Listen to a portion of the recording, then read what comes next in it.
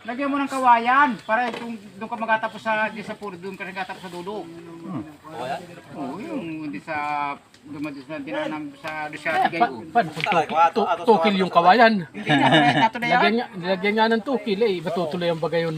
Wala, yung tuloy sa ganyan. Baka gusto niyo mag-chisero, gamantika-mantika o. Ay, gusto na makapasin yan. Wala palang tangal niya. Wala nga tama. Nalagyan na daan niya.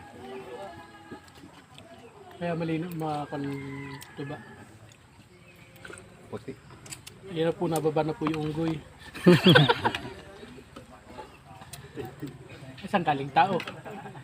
Sa unggoy pa din galing tao.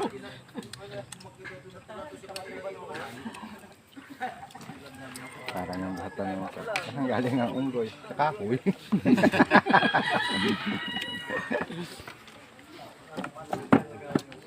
Yan daw galing ang tao sa unggoy. Ang galing yung unggoy sa kahoy.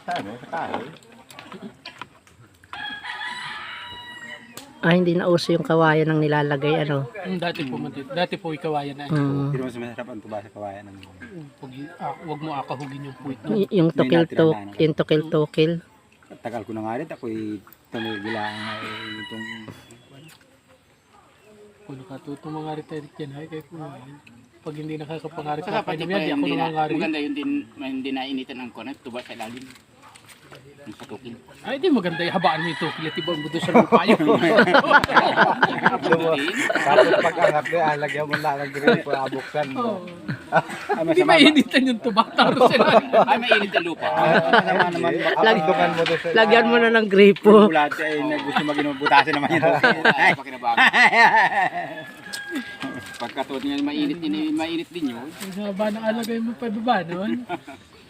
Yung baka sa may mainit yung Manding pusa.